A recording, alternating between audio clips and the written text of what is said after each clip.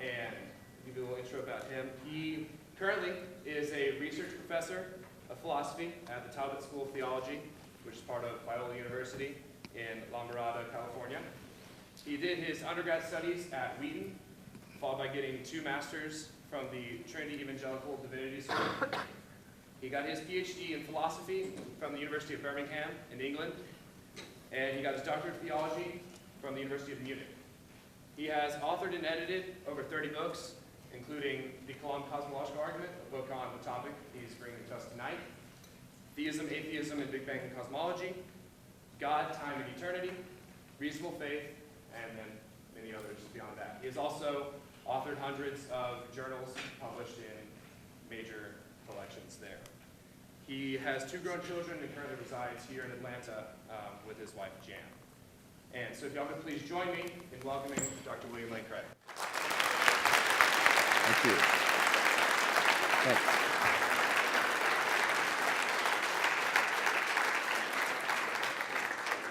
Thank you very much, and thank you for coming out on a chilly evening to hear this talk. A week ago, last Friday, I participated in a debate with the Caltech cosmologist Sean Carroll on the existence of God in light of contemporary cosmology. Now, in preparing for a debate, there is a great deal of material that cannot be included because of time constraints that winds up on the cutting room floor, so to speak. So what I'd like to do this evening is to focus on just one of the arguments that I presented in that debate and to expand on this argument with you this evening. In his recent book, Where the Conflict Really Lies, the philosopher Alvin Plantinga distinguishes 3 ways in which theism, the belief that God exists, and particular scientific theories might be related. Apparent conflict, genuine conflict, or concord. Now, I take it as obvious that there does not exist even apparent conflict between theism and contemporary cosmogonic theories. Contemporary cosmology would therefore seem to be an area of obvious concord between science and theism. But I want to defend an even stronger claim tonight, namely that the evidence of contemporary cosmology actually renders God's existence considerably more probable than it would have been without it. That is to say, the probability of theism on the evidence of contemporary cosmology and our background information is considerably higher than the probability of theism on the background information alone. Now, this is really a very modest claim that I think is almost obviously true. It is not to make some sort of naive claim that contemporary cosmology proves the existence of God. There's no God of the gaps reasoning here. I'm not using God to plug up the gaps in scientific knowledge, nor am I proposing a kind of theistic science which is in competition to normal secular science. Rather, what I'm saying is that contemporary cosmology provides significant evidence in support of religiously neutral premises in philosophical arguments for conclusions having theological significance. For example, the key premise in the ancient Kalam Cosmological Argument that the universe began to exist is a religiously neutral statement which can be found in virtually any textbook on astronomy and astrophysics. It is obviously susceptible to confirmation or disconfirmation on the basis of the evidence. Similarly, the key premise in the teleological argument, based upon the fine-tuning of the universe, that the fine-tuning is not due to physical necessity or to chance is logically equivalent to a conjunction, both of whose conjuncts have been argued by scientists on theologically neutral grounds. For example, Tufts University cosmologist Alexander Vilenkin, himself an agnostic, has argued at length for the premise that the universe began to exist. Similarly, Richard Dawkins, hardly a friend of theism, has argued that the fine-tuning of the universe is not plausibly explicable on the basis of physical necessity. By the same token, Oxford University mathematical physicist Roger Penrose, also an agnostic, has argued that the fine-tuning is not plausibly explained on the basis of chance. So, to repeat, one is not using the evidence of contemporary cosmology to prove the proposition that God exists, but rather to support theologically neutral premises in philosophical arguments for conclusions that have theistic significance. Now, in tonight's discussion, I'm going to focus on one such argument, namely the Kalam Cosmological Argument from the origin of the universe. Here is a simple formulation of that argument. 1, if the universe began to exist, then there is a transcendent cause which brought the universe into being. 2, the universe began to exist. 3, therefore there is a transcendent cause which brought the universe into being. By the universe, I mean that reality which is studied by contemporary cosmology. That is to say, all of contiguous physical reality which currently takes the form of space-time and its contents. Now, I take it that premise 1 of this argument is obviously true. Notice that premise 1 does not presuppose a particular analysis of the causal relation. In fact, you could eliminate any reference to a cause in this argument altogether by simply rephrasing the first premise. If the universe began to exist, then there is a transcendent entity which brought the universe into existence. So the first premise requires no particular analysis of causation.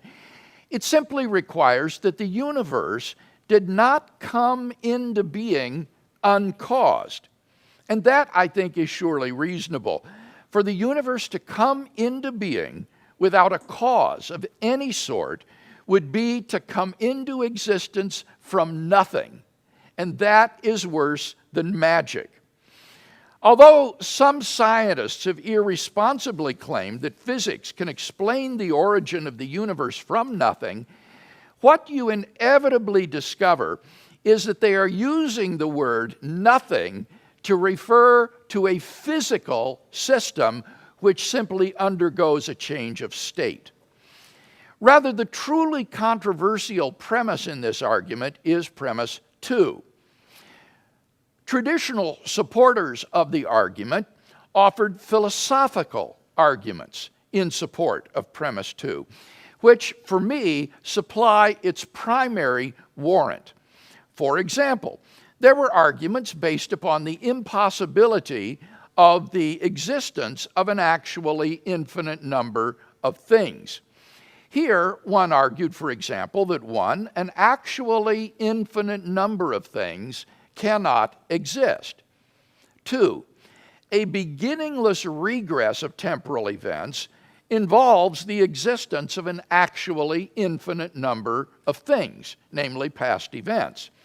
3, therefore, a beginningless regress of temporal events cannot exist.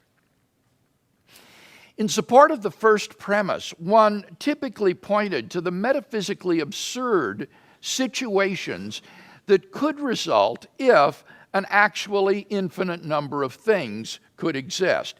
David Hilbert's famous hotel comes to mind, a hotel which is completely occupied and yet can endlessly accommodate new guests. It's widely thought that premise 1 has been invalidated by Cantorian set theory. But as Hilbert realized, this claim is simply mistaken. As the mathematicians Kastner and Newman put it, the infinite certainly does not exist in the same sense that we say there are fish in the sea. Existence in the mathematical sense is wholly different from the existence of objects in the physical world. The mathematical existence of the actual infinite amounts to nothing more, really, than the logical consistency of the axioms and theorems of infinite set theory, which holds no implications for what is or is not metaphysically possible. There is, in fact, no proven example of an actually infinite number of anything in reality. And as Solomon Pfefferman notes, science can dispense with the notion of the actual infinite without impairment. He writes, "Infinitary concepts are not essential to the mathematization of science, all appearances to the contrary, and this puts into question the view that higher mathematics is somehow embedded in the world, rather than that it is the conceptual edifice raised by mankind in order to make sense of the world." Or again, there were arguments based upon the impossibility of forming an actual infinite by successive addition. Here, one argued, 1, an actually infinite collection of things cannot be formed by successive addition. 2, the regress of temporal events is a collection formed by successive addition. 3, therefore, the regress of temporal events cannot be actually infinite. This argument is based upon a view of time which entails the objectivity of tense and temporal becoming.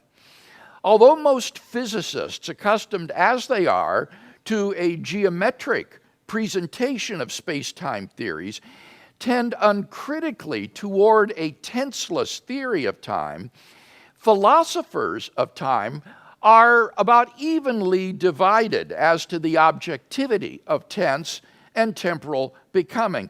I've written 2 books in defense of the objectivity of tense and temporal becoming.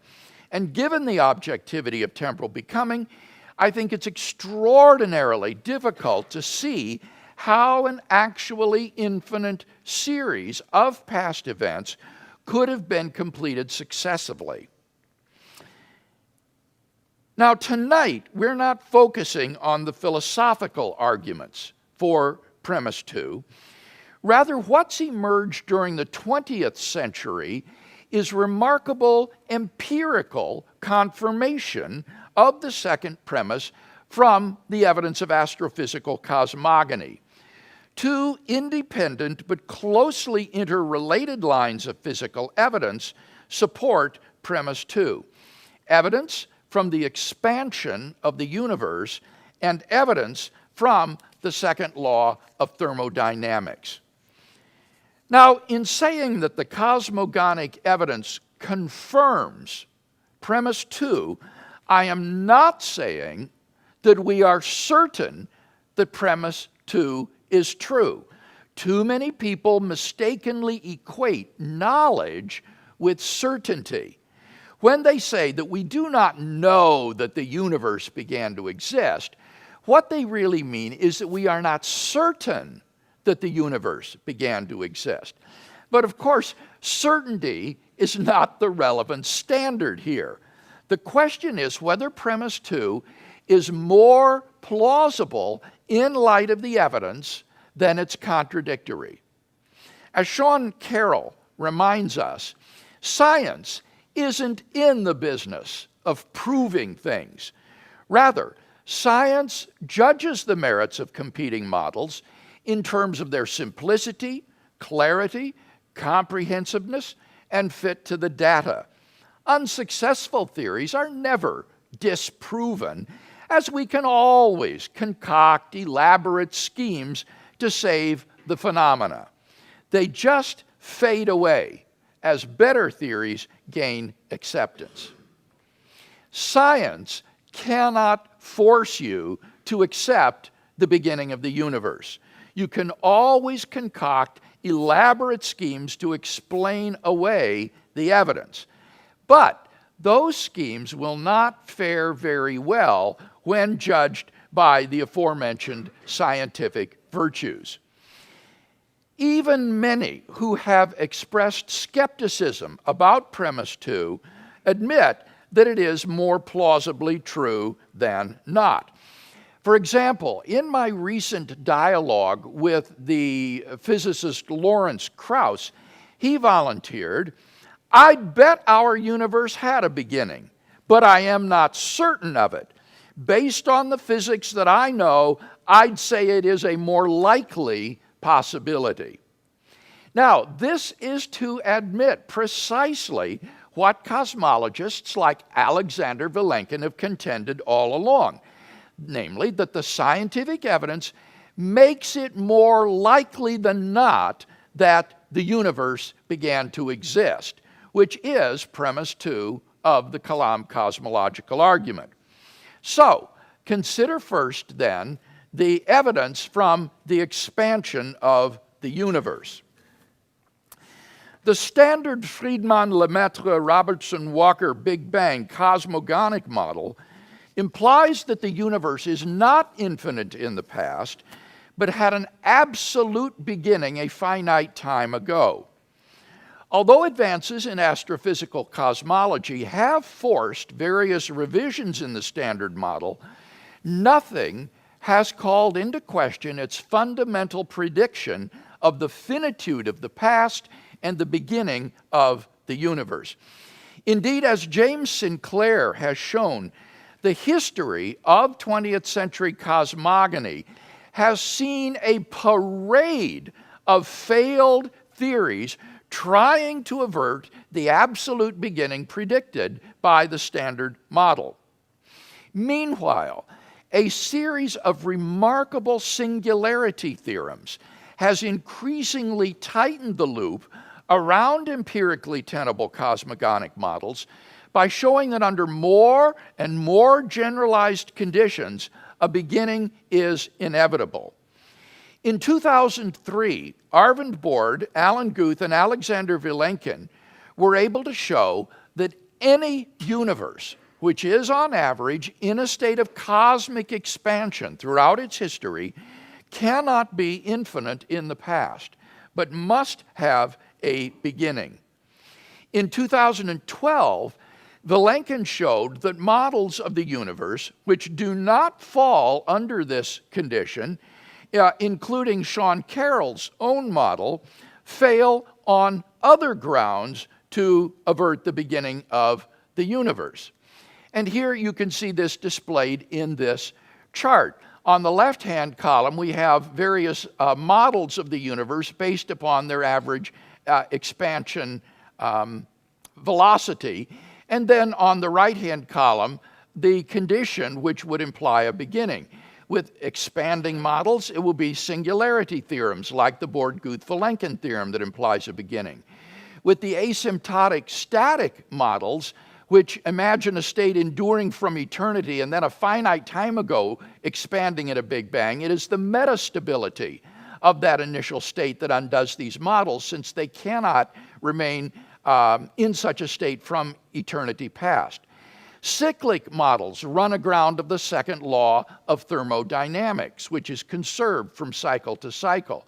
And finally, contracting models involve an infinite amount of acausal fine-tuning of the initial conditions of the universe, which have to be fixed at minus infinity. Vilenkin concluded none of these scenarios can actually be past eternal. All the evidence we have says that the universe had a beginning. The Borde-Guth-Vilenkin theorem shows that under a single, very general condition, classical space-time cannot be extended to past infinity, but must reach a boundary at some time in the finite past. Now, either there was something on the other side of that boundary or not. If there was not, then that boundary is the beginning of the universe. If there was something on the other side, then it will be a non-classical region described by the yet-to-be-discovered quantum theory of gravity. In that case, Vilenkin says, it will be the beginning of the universe. Think about it for a minute. If there is such a non-classical region, then it is not past eternal in the classical sense. But neither can it exist literally timelessly, akin to the way in which philosophers think that abstract objects are timeless, or theologians take God to be timeless, which entails absolute changelessness. For this quantum region is in a state of constant flux, which, given the principle of the indiscernibility of identicals, is sufficient for time. The only way you can have the possession of different properties by the same object is if that is changing through time.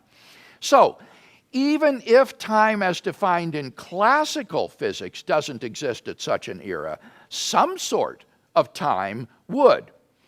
Christopher Isham, Britain's premier quantum cosmologist, observes that although quantum cosmogonies differ in their details, they all agree on the idea that space and time emerge in some way from a purely quantum mechanical region, which can be described in some respects as if it were a classical imaginary time for space. But if the quantum region is temporal, it cannot be extended infinitely in time, for such a quantum state is not stable. And so, it would either produce the universe from eternity past, or it would never produce it at all. As Anthony Aguirre and John K. Hayes argue, it is very difficult to devise a system, especially a quantum one, that does nothing forever, then evolves. A truly stationary or periodic quantum state, which would last forever, would never evolve, whereas one with any instability will not endure for an indefinite time. Hence, the quantum gravity era itself would have to have had a beginning in order to explain why it transitioned to classical space-time just some 13 billion years ago. Hence, whether at the boundary or at the quantum gravity regime, the universe began to exist. Consider now the evidence for premise 2 from thermodynamics. According to the second law of thermodynamics, entropy in a closed system almost never decreases. Given the naturalistic assumption that the universe just is a gigantic closed system, the second law implies that given enough time, the universe will come to a state of thermodynamic heat death, whether cold or hot. Given that the universe will expand forever and is likely accelerating, it may never reach a state of equilibrium, but it will grow increasingly cold, dark, dilute, and dead. But then the obvious question arises: why, if the universe has existed forever, is it not now in a cold, dark, dilute, and lifeless state? P.C.W. Davies gives the obvious answer. The universe can't have existed forever. We know that there must have been an absolute beginning a finite time ago. The universe's energy, says Davies, was simply put in at the moment of creation as an initial condition. Now, consider, by contrast to this standard solution, Professor Carroll's model, which seeks to avoid this difficulty. He imagines that the overall condition of the universe is a state of thermal equilibrium, a sort of empty de Sitter space, named for Willem de Sitter, the Dutch physicist. But that random fluctuations in this empty space spawn baby universes, which then pinch off to become independent spacetimes. We ourselves find us in one of these baby universes in a state of disequilibrium. Now, here is figure 87 from Professor Carroll's book illustrating the model.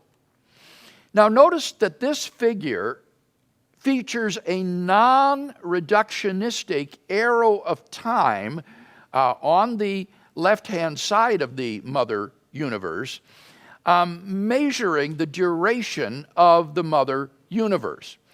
On this view, the model features a universe which contracts down from infinity during eternity past to a relatively low entropy state before re-expanding. Now, such a model is virtually physically impossible because it contradicts the second law of thermodynamics. And yet, such a non-reductionistic view of time is the view which is defended by not only myself, but a considerable number of philosophers of science today. For example, Lawrence Sklar, I think, rightly notes that the fact that entropy increases in the later than direction is an empirical discovery. It is an empirical discovery of modern science. It is not an analytic truth, true by definition. On this non-reductionistic view of time, the model is virtually impossible. Now, by contrast, here is an alternative figure of the model from Professor Carroll's PowerPoint. Now, notice that in this figure of the model, we have a reductionistic view of time, according to which the direction of time is defined in terms of entropy increase. And notice that we now have two arrows of time for the mother universe pointing in opposite directions. On this view of time, then, we do not really have an eternally existing mother universe at all. Rather, what we have are two universes having a common origin in the central surface.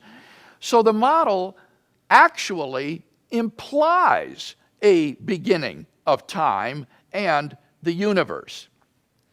Now, in our debate with Professor Carroll, I raised two further concerns about his model as an attempt to avert the beginning of the universe as required by thermodynamics.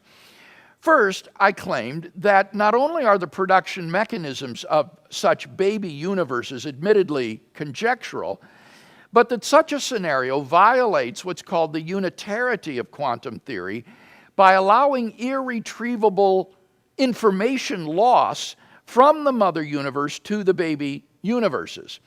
Stephen Hawking, apologizing to science fiction fans everywhere, came to admit, and I quote, "There is no baby universe branching off as I once thought. The information remains firmly in our universe." Now, Professor Carroll appealed to different mechanisms than Professor Hawking. Rather than thinking of baby universes as formed through wormholes from black holes, Professor Carroll appeals to mechanisms that he says doesn't involve information loss to the baby universes. And these are quantum tunneling mechanisms which have been proposed by Fari, Guth, and Guven. The problem is, as Christopher Weaver in his critique of the model points out, these mechanisms are purely conjectural. This is what Weaver writes. Fari-Guth and Guven nucleation out of a de Sitter spacetime is merely speculative. It is therefore safe to say that a central piece of the model is missing, and so the Carroll-Chen model is incomplete in that it does not have a clear, recommended, dynamical path from the background universe to the birth of metagalaxies or baby universes like ours, end quote. Furthermore, Weaver points out that these quantum tunneling mechanisms are actually incompatible with a universe like ours, which the Borde-Guth-Vilenkin theorem applies to. He concludes, and I quote, "Thus, the Fari-Guth-Guven mechanism for metagalaxy or baby universe nucleation cannot be the mechanism responsible for our universe's nucleation out of the background de Sitter space." So the first worry about this model is the production mechanisms for generating the baby universe is essential to the model. Second, Carroll's model provides no answer to the so-called Boltzmann brain problem.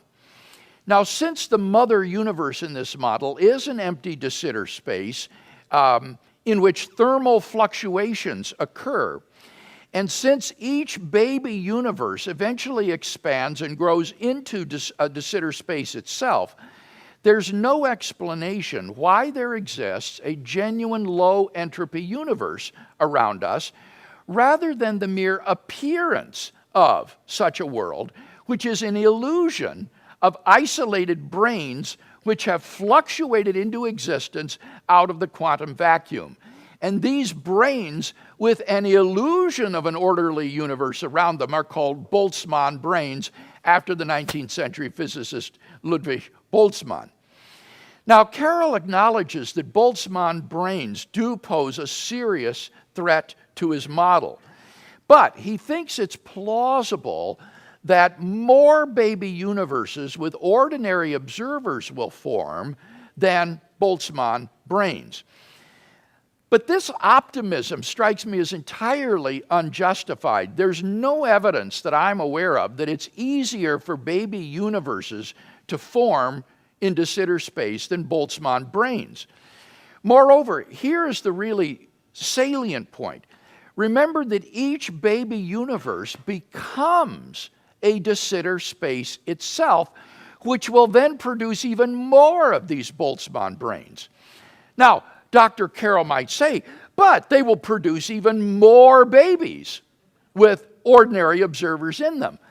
But there's the rub. Those observers are in other universes. Remember, the babies pinch off to become independent spacetimes. In this universe, and in any baby universe, the Boltzmann brains will, in the long run, vastly dominate over ordinary observers.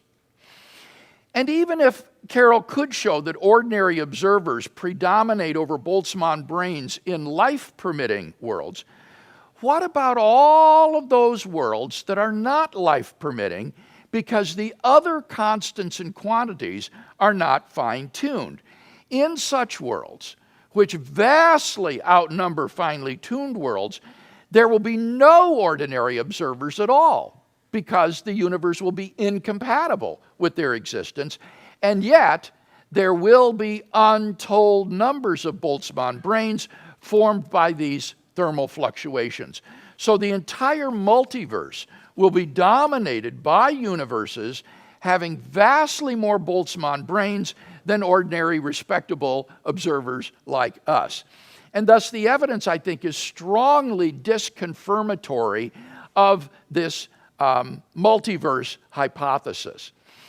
So what Professor Carroll would need to do to save his model is to justify some non-standard measure of probability which would make ordinary observers more probable than Boltzmann brains. But he admits that he can't do this. And these and many other problems, I think, make his model less plausible than the standard solution to the low entropy of the universe, that the universe simply began to exist with an initial low entropy condition. Now, skeptics might hope that quantum cosmology might serve to avert the implications of the second law of thermodynamics. But now a new singularity theorem formulated by Aaron Wall seems to close the door on that possibility.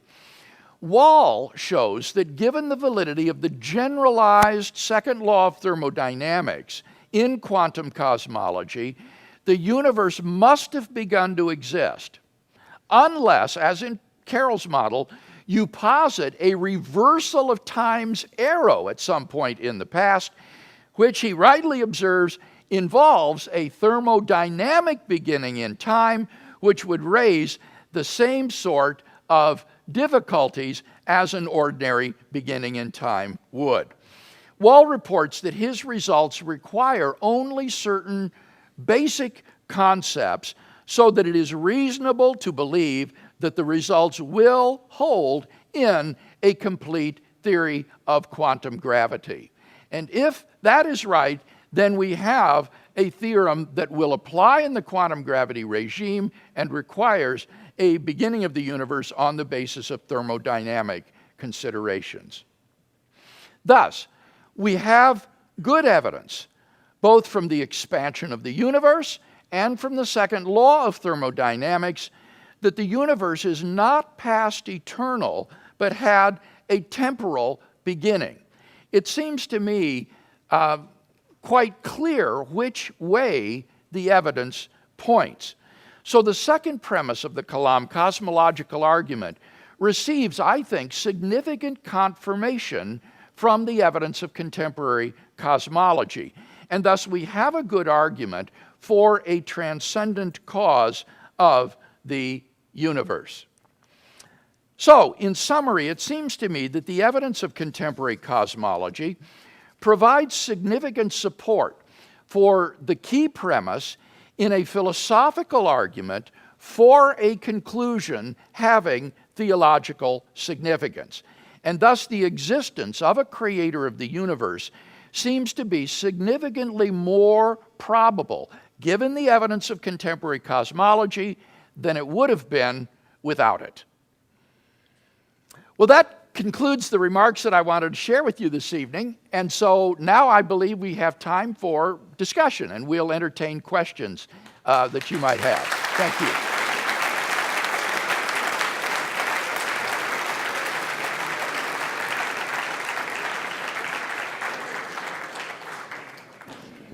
I'm going to be talking to this mic just to benefit the 300 or 400 people that are watching online. So we're going to now do some Q&A. And so if you have a question for Dr. Craig, we're going to form a queue over here on this side of the room. And you'll use this mic so the people online can hear. And then please limit your questions to questions. People tend sometimes to come down and they kind of want to talk for a while. But for the sake of time and so the most people possible can get to ask their questions, please have your thoughts formed and be able to just propose a question when you arrive at the front. And we'll need to limit back and forth as well for similar reasons. So if you have a question, please come to the side and we can get some discussion rolling.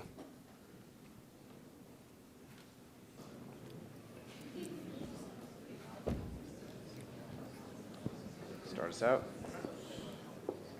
How are you doing tonight, Dr. Craig? Great. I have a question about, you said that because basically a possible transcendent creator, it's not moving, so therefore there's not any events in it. So would that be inaccurate? Say again, it's not what? Basically, when you talk about a possible transcendent creator, that brings the universe into existence Yes. because an infinite regress of events cannot exist. Yes. You basically say that there's no events going on there because it's not moving. Would that be inaccurate? Yes, that is correct.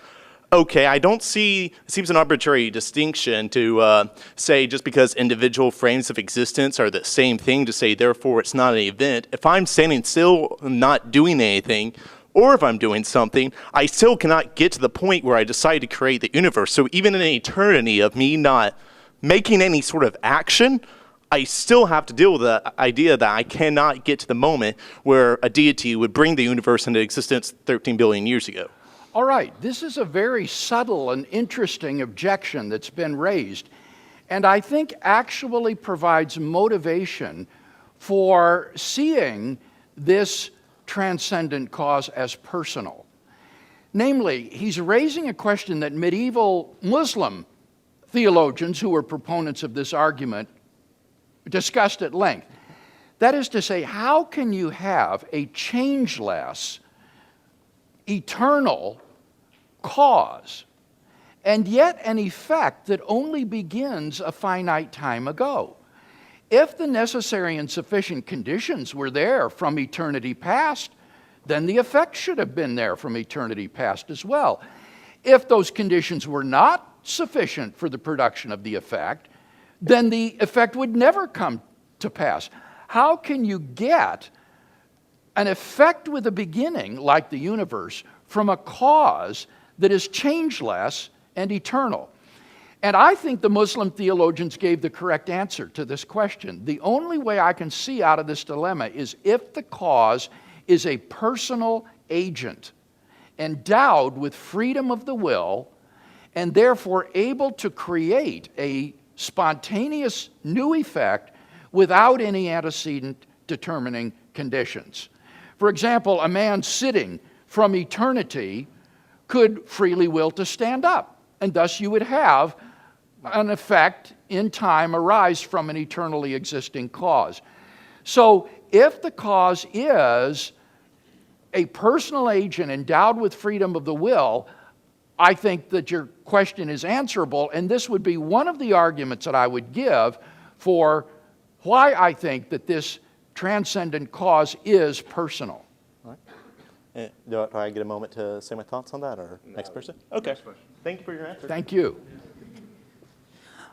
So I didn't quite understand the Boltzmann brain argument. Could you maybe explain that a little more Yes. as to what a Boltzmann brain is, and then I guess what the correlation is? This is one of the main, if not the main argument against multiverse hypotheses that are being floated today in cosmological discussions. And the idea is this. It is far more likely that a single brain would fluctuate into existence out of the vacuum than that a universe finely tuned like this at a low entropy condition would come to exist. And so it is far more likely that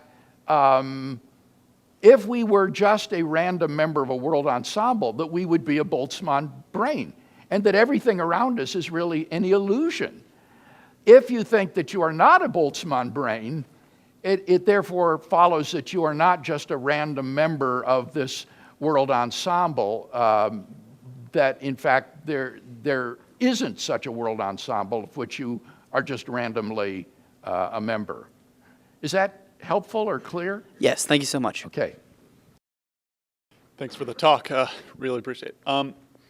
You answered that first guy's question about you believe the creator of the universe is a personal entity. Yes. I'm a little confused if you could explain a little bit about how you can defend the existence of a personal entity outside space, outside time, because I imagine Yes. that you also believe that God is non-physical. Yes, that's right. How can you defend the existence of a non-physical mind, considering that we've never seen such a thing? Yes. That we've never seen a mind without a brain. Right. All right. Now, there are a couple of questions here that are arising. I thought at first you were going to say, how could there be a timeless person?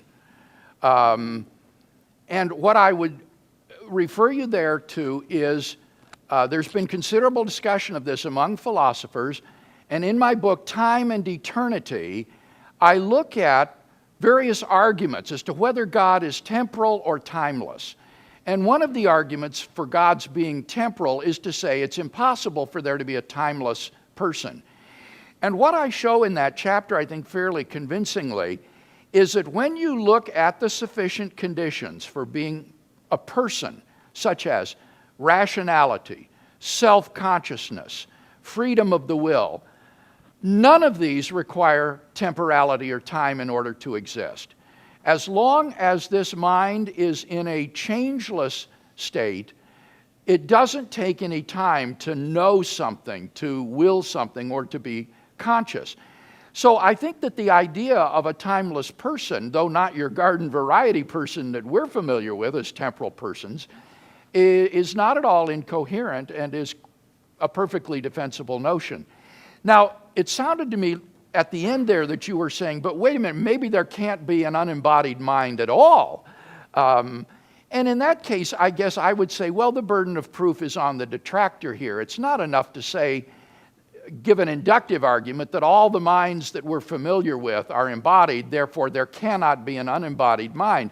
I mean, that would be like arguing prior to 1968 that every human being that we've ever met has lived upon the face of the earth. Therefore, it's impossible for a human being to walk on the moon. There's a difference between a general property and an essential property. And your inductive argument would only show that being embodied is a sort of general property of human minds, but it doesn't do anything to show that this is an essential property of human minds. And in fact, I would argue that even with regard to human beings, I don't think we are just physical mechanisms. I think that it's very likely that we are body-soul composites, that the mind is something distinct from the body, and that this gives the best explanation for various phenomena like intentionality, which is the property of being about something. No physical object is about something else, but mental states, we can think of things, about things. Intentionality, freedom of the will, mental causation, endurance through time are all best explained if we are not simply purely material mechanisms, but if we are body-soul composites. And if that's right, then I don't see any reason to think that having a physical substratum is essential to the existence of a mind. You can respond. Go on, short. Well, I would just say that you're right, it is an inductive argument that we've only seen physical minds, but doesn't that make it more likely that minds can only exist as a... I don't think so. being I mean, coupled to a because brain? again, think of the difference between a general condition and an essential condition. An argument like that doesn't do anything to show that minds are essentially embodied, rather than that that's just a general trait of human minds. So I don't think it makes it more likely. And indeed, in one sense, the argument that I've given is actually, it doesn't presuppose the existence of an unembodied mind. It's an argument for an unembodied mind. It's saying that there cannot be a material cause of the universe. It's got to be a transcendent being. And the only thing that would make sense of that would be an unembodied consciousness or mind. In fact, here's the second argument. Let me run a second argument by you. I gave the other student one argument for why I think that the cause of the universe is personal. Here's a second one. The cause of the universe that this argument drives us to has to be a transcendent cause, beyond time, beyond space, therefore immaterial and changeless. Now, there's only two things that I can think of that would be possible candidates for such a description. Either an abstract object like a number, a mathematical object, which are timeless, spaceless, changeless, and immaterial, or else an unembodied mind or consciousness. But abstract objects don't stand in causal relations. That is part of the definition of what it means to be an abstract as opposed to concrete object. And therefore, it would follow logically that the cause of the universe must be an unembodied mind or consciousness. So that would be a second argument for the personhood of this cause, and would also give us exactly what you were asking for, namely an argument that this is an unembodied mind or consciousness. All right, you invoked the second law of thermodynamics. Oh, sorry, can you hear me? Everyone, okay, you can hear me. All right, you've invoked the second law of thermodynamics as an argument for the beginning of the universe, both as its own argument and against cyclical models. Yeah. I'm wondering how that works in light of the Poincaré recurrence theorem, which, when you have a gas, I want to explain it to the audience here. You have a gas, let's say it's in the corner of a chamber, and then it goes out. It's known after a while, a finite amount of time, it's going to come back. And there's actually a Poincaré recurrence theorem for the entire universe. Now, the argument against that applying to the universe is that we live in an expanding universe. Right. But a cyclical universe isn't, on average, expanding. So how do you get around that? Well, one gets around it for the expanding universe in that, as you say, because the universe is expanding and accelerating, these Poincaré recurrences will never occur. Right. They'll never come back again. In a cyclical model, because the cycles are finite in length, Drew, I don't see that would be a problem. The universe expands and then it collapses again, and then it expands and then it collapses again, and so on. And that process conserves entropy over time. Entropy accumulates from cycle to cycle, and the expansion radius grows from cycle to cycle, so that when you trace the cycles back in time, they get smaller and smaller and smaller until you get to a beginning. So Joseph Silk, for example, the astronomer, has estimated on the basis of current entropy levels that even if the universe were going through these oscillations, it could not have gone through more than 100 previous cycles prior to today. So you still get back to a beginning of the universe. Thank you. On your usual version of the Kalam, the first premise is everything that begins to exist has a cause. Yes. And part of your defense of this premise is an appeal to our not having experienced anything come into existence without a cause. Yes. So that's direct experience. We experience things come into existence with causes. Yes. Now, when people challenge you on the issue of simultaneous causation, you don't appeal to direct experience. Usually, you appeal to Kant's example of the ball resting on the pillow. Right, but that's experience, right? I mean, that From eternity, have we experienced that? Oh, well, I meant the experience of simultaneous causation is Right. something that I think we experience daily. Can you give an example? May I elaborate slightly on the Yeah, example? go ahead, I'm sorry. I think we can actually alter Kant's example to make it an argument for causation being temporal, in that it's intuitively true that when you place, let's alter it. We say someone places a ball on a pillow, so the indent begins to exist as a result of you placing the ball on the pillow. Now, it's intuitively true that those occur simultaneously. Yes? Would you agree? You mean that the indentation occurs at the same time that the Right. ball is placed on the pillow? Right. Yes. But in fact, what's happening is two different series of causes and events. The first series is nerve impulses, muscular contraction, placing the ball on the pillow. Then the second series is, and the atoms within the ball affecting the atoms in the pillow. The second series, the creation of the indent, has to do with interactions between atoms in the pillow themselves. Yes. So while it's true that the two series overlap to a degree, so you can say here is simultaneous causation, the first series temporally precedes the second series. So you can't say that the causation is in fact entirely simultaneous. No? Well, Because I would say that the fact that there is a kind of run-up to the moment of causation, as you've rightly described, is not germane to when the causation actually occurs. Prior to the balls actually resting on the cushion, you could imagine the person stops or he's prevented from placing the ball. And all of that prior motion doesn't cause the indentation, so that the causation cannot occur, I would say, until the moment of overlap that you've described. That is when the indentation in the cushion is caused by the ball resting on it.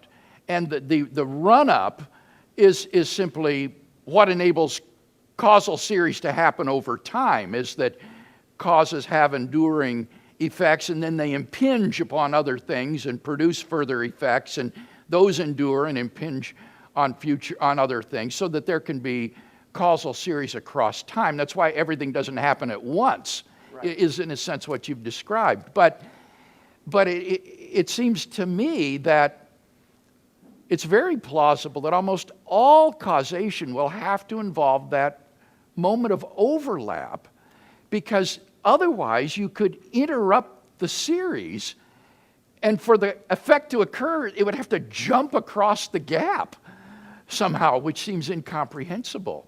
Again, the point would not be that there isn't overlap. The point is that the cause, which is the placing of the ball on the pillow, which is a series of, we'll say, sub-causes and effects, has to temporally precede the effect, which is, again, a series. So, of course, there is overlap. That isn't the question.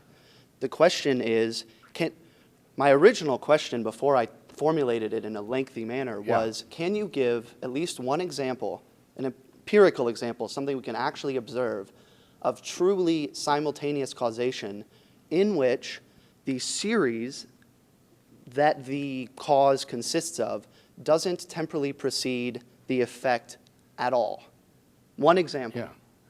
Well, not off the top of my head, because, as I say, it is because we are in time that entities endure through time, and then they impinge on other things to produce effects. And until they impinge on them, there won't be any causation or effect. And it's just accidental that the entity is enduring through time up to that point. Everything we experience is in time, unless you had something that just all of a sudden began to exist. But Kant's example of the ball on the cushion is a good one, because, as he said, you don't have to imagine somebody placing the ball on the cushion. You could imagine that the ball has been lying on the cushion from eternity, that it never was placed on the cushion. It just is on the cushion from eternity past. And no one would say that the convex shape of the ball is caused by the indentation in the cushion. They would say that the convex shape of the cushion is caused by the ball resting on it. And whether or not there was a period prior to that during which what you described takes place is just, I would say, just accidental. It's not essential to the causal relation. I'm just attempting to make it more similar to the premise itself regarding begins to exist. So that's why I altered Kant's example to give the example of causing the indent to begin to exist. And again, that is a temporal event. It has to be. Now, well, let me ask you a question. What would be impossible or incoherent about saying that the moment at which God created the universe is the moment at which the universe began to exist? Indeed, how could it be any other moment? Why can't t equals 0, be the moment at which God created the universe, and that is simultaneous with the moment at which the universe began to exist? Because it's contrary to our experience of causation, and we can only appeal to our experience of causation. Well, I guess I would say then to you what I said to the other fellow. You're talking about general properties of temporal beings with causal relations, but it's not an essential property of a causal relation. Given that we exist in time, obviously, we don't exist at the beginning of time. So, of course, the causes and effects we experience endure through time and then impinge on other things. But I don't see anything in that general experience that would show that there's some kind of incoherence in saying that at t equals 0, God creates the universe, and that is the moment that the universe begins. Right. I think the point is that you may be mistaken in your use of our experience in defense of that premise, given that all of our experience indicates that causation is Well, temporal. my appeal to experience was simply to say that everything we experience that comes into being has a cause, that Right. we don't experience things coming into being out of nothing. We don't experience horses and lions and a gas station popping into being out of nothing, that when we see things begin to exist, they always have causes. And that is just a third line of defense for this causal premise, which has Right. two metaphysical arguments in support of it as well. So that's not an argument for simultaneous causation. It's just an argument that things can't come into being from nothing. But are you not taking only the amount of our experience that supports your premise and then ignoring the part of our experience that doesn't? Because No, I'm not, because, as I said to you initially, we experience simultaneous causation all the time. In virtually every causal relation, there has to be this overlap, this simultaneity in order for causation to take place. And what precedes that is just adventitious. It's purely accidental. It's not part of that causal relation. So I think the appeal to experience for simultaneous causation is on very firm basis. And the fact that the cause may endure up to the moment of causation is just accidental, I would say. Well, I think that we've had out this issue well enough. Let's go to the next questioner. Thank you for your question. I noticed that in your formulation of the Kalam argument, the first premise, recently, I'm not sure when, I think you've changed the wording slightly. You've added the word transcendent Yes. before cause, and then you also said tonight that you said the word cause was flexible. You could substitute the word entity. I said in for what? it. You said that the word cause itself was flexible. You could Yeah, substitute right. entity in for that. Okay, and I was wondering, would you consider transcendent also flexible, or has your work recently influenced any of the arguments you traditionally defend? What the questioner has noticed is that contrary to rumor, these are not static arguments that are the same year after year after year. I'm always working on these arguments, refining them, honing them in response to criticism and so forth. And so, yes, I've reworked the first premise to make it more modest in what it claims, and therefore more easily defensible. And as I said tonight, if you've got a problem with the word cause, you can get rid of it and just talk about an entity that is responsible for bringing the universe into existence. Now, transcendent, what I meant to express there was something that exists beyond space and time. And you could say that. You could say cause or an entity beyond space and time, but that will be one of the implications of the argument, because if there cannot be an infinite regress of temporal events, you have to get back to a beginning, which is the absolute beginning, and the eternal state will be a timeless, immaterial state that is beyond space and time. And so it seems to me that that is one of the implications of the arguments that I am eager to affirm. Okay, so would you say you added it to perhaps beg the question, or to kind of, like, once you've concluded You're that? asking why did I put the word transcendent in there? Yeah, just Well, to draw out some clarify- of the metaphysical okay. implications of the argument. Okay. I would also argue, as I have tonight briefly, that this must be a personal cause as well. I think that when you analyze what it is to be a cause of the universe, a number of very striking properties fall out of such an analysis that are highly significant theologically. I think that you get back to a cause which must be uncaused, beginningless, timeless, spaceless, immaterial, enormously powerful, and personal. And those are some of the essential attributes of what people mean by God. So it's a very powerful argument for a personal creator of the universe, I think. Cool. Thank you. Uh-huh. Hey, Dr. Craig. Hi. I'm stepping on the wire there. I apologize. I feel like my argument was a little bit misrepresented, but before I clarify it, I'd like to make sure I'm interpreting you correctly, okay? Right. All right, so imagining my arm as a timeline, this is the past, this is the future. Your argument was basically that, can everyone hear me well? That goes on. Oh.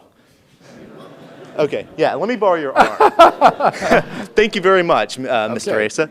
Okay, so this is the future. This is the past. All right. Your argument is that because this is otherwise unchanging, we would need this to be something personal that decides to create the universe here or here. Otherwise, it's arbitrary for it, with just naturalism or no personal choice for it to just be created here. Is that correct? What I said was that the cause would produce the universe either from eternity or not at all. So to explain how you can get a temporal effect with a beginning from an eternal cause, it needs to be a personal agent. Okay. Well, my argument wasn't really talking about how does something changeless cause the universe. I'll call that a separate line of discussion, but can I borrow your arm one more time, sir? Yep. Okay, so now, obviously, this doesn't really mean anything proportionally, but let's say this is the moment where God chooses to create the universe, okay? Well, no. What? No, he's got to create it at the elbow, at the beginning of time. Oh, okay. So, all right, hold on. Okay, so right there? Yeah. There, Yeah. this is to represent God himself, what he exists in, and what you're telling me is that God can just exist and create the universe, which starts a timeline, but what does God exist in? To call him timeless, he still exists, and there's still individual frames of existence. When I am arguing that, even if he doesn't change, he's still on a timeline. Even if this is the same as this, that still is two separate states of affairs, two individual frames of existence. And in order to say that God created the universe, you have to tell me when he did it. So there's an infinite set of individual frames of existence that must lead up to the event in which he decided to create the universe. There's even if these are completely the same, these are still each separate events, even if they're completely 100% identical. A second has passed, nothing changes. A second has still passed. Well, what you seem to be asserting is that it's impossible for time to have a beginning. And I think that both philosophically and scientifically, that's simply not the case. It's perfectly coherent to think that time has an absolutely first moment. And the idea that there was time before that, a sort of empty time, is merely a figment of the imagination. In the standard model, the universe is thought to be about 13.7 billion years old. And it's simply illegitimate to say, well, why didn't the Big Bang occur sooner? There was no such moment as sooner. That is the beginning of time. There isn't a moment of time 15 billion years ago or 20 billion years ago. That's purely a product of a mental retrojection of time prior to t=0, the beginning of time. And similarly, if God exists timelessly, then it's purely a figment of the imagination to think of God existing 1 hour before creation or 1 minute before creation. There is no such moment. God simply exists timelessly, and the moment at which he creates the universe is, as I said to the previous questioner, the moment at which the universe begins. They're simultaneous. It is t=0, the first moment of time. Okay. I feel like I'm not talking about how long the universe has existed. I'm talking about an eternally existing God who is supposed to exist forever and infinitely. There's an infinite regress of events leading up to the moment where he decides to create the universe. That's what I deny. The word eternal, you don't think God eternally exists? The word eternal is ambiguous between two senses. The univocal core of the meaning of eternal means an eternal entity never comes into being or goes out of being. It never has a beginning or an end. But there are two different ways you can do that. One would be to exist throughout infinite time into the past and future without beginning or end, being infinitely omnitemporal. The other way is to transcend time altogether so that one doesn't exist in the temporal dimension and therefore neither begins to exist nor ceases to exist.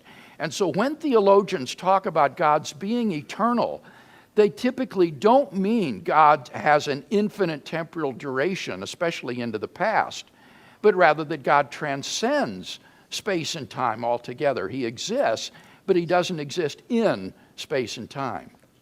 I still feel like it's sort of an arbitrary distinction here. I think you want to explain infinite regressive events cannot exist, and therefore necessitate the explanation of something that does not have an infinite regressive events. But you're then using definitionism and using the sort of the idea that time is this inherently physical property that simply the predecessory cause is not applied to. What's wrong with me then, for instance, talking about cosmology prior to the Big Bang, of all the infinite set of hypotheses that can imply, and saying, well, time doesn't just apply to that? Well, you can talk about those things. That's where you get into things like these cyclical models, oscillating models, these asymptotic the ones you point out the problems models. with time in them? The ones that you pointed out had a problem with the way they correlate to time as we know it? I'm saying that those are models in which one projects events back prior to the Big Bang. But I don't think that time is just a physical process. I want to correct you on that. If God were to have a succession of states of consciousness, like counting, say, 1, 2, 3, that would be sufficient for time, and temporality would exist. And so the arguments for the timelessness of this cause depend upon those philosophical arguments against the possibility of an infinite temporal regress of events, even mental events, not just physical events. And this is why I said, for me, the primary justification for premise 2 is philosophical, those philosophical arguments. The scientific confirmation is just icing on the cake, as far as I'm concerned. Okay. But it's those philosophical arguments, I think, that show the absurdity of an infinite temporal regress of events. You have to get back to a first event, a first change, and therefore there will be this boundary called the eternal, which would be a timeless, changeless state. Okay. Asa wants my time to be up, so I think we're going to have to agree to disagree, but thank you for our dialogue. Mm-hmm.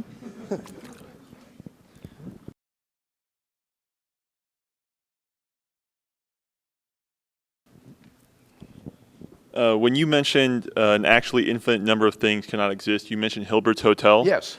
Could you explain that example and what that is and how that relates to God Yes, I'll try and his to do this infinity? very briefly. David Hilbert was perhaps the greatest mathematician of the 20th century. And to illustrate the strange nature of the actual infinite, he invites us to imagine a hotel that has an infinite number of rooms in it. Moreover, he says, imagine that every room is occupied. Now, you have to have that firmly in mind. There is a flesh and blood person in every single room throughout the infinite hotel. Now, Hilbert says, suppose somebody shows up at the guest registry wanting to check in.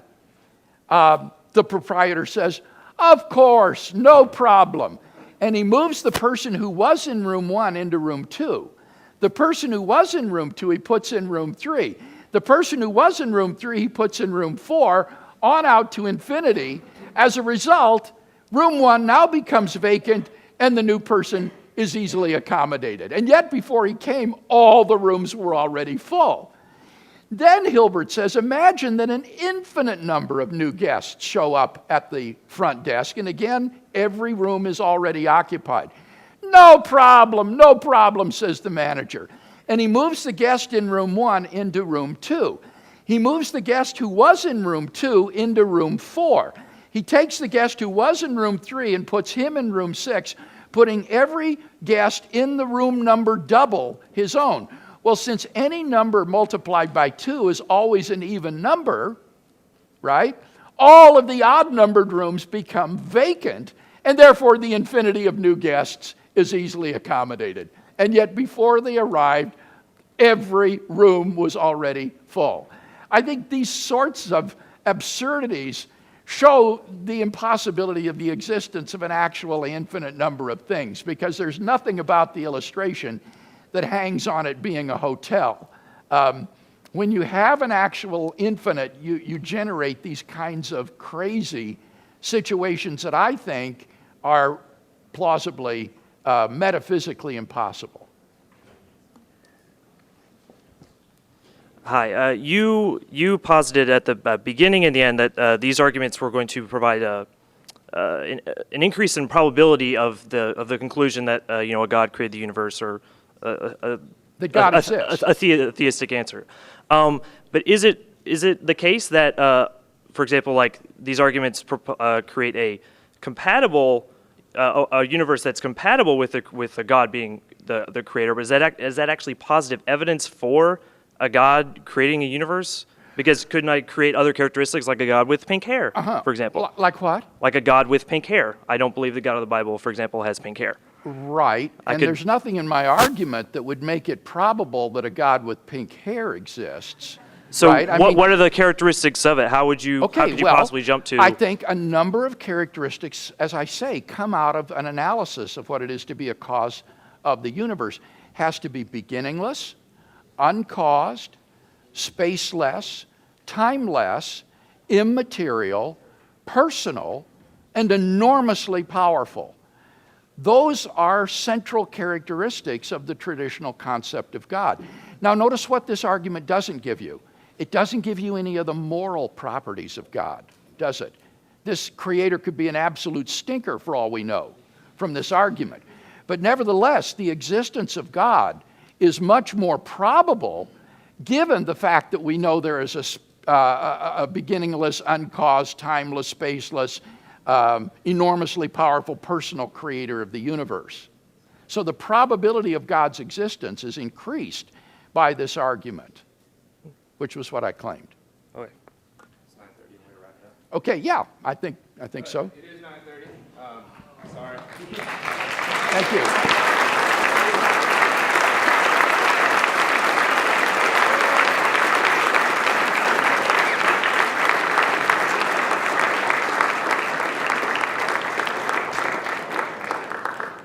A few closing remarks.